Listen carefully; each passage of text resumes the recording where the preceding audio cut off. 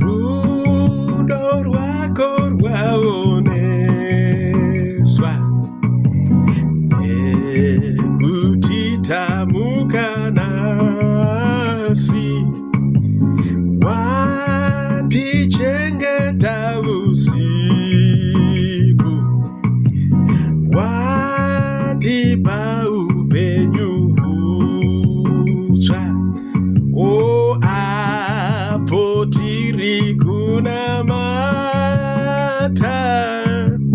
tinoona tsitsi itsva, zvitadzo zvinobviswazve, tipiwe pfungwa dzaMwari kuti tichiedza tese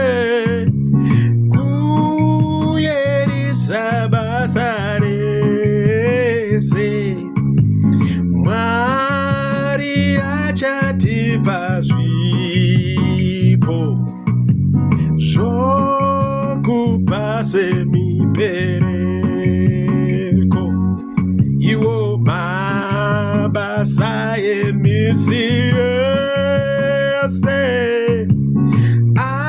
anotipa nzira yedu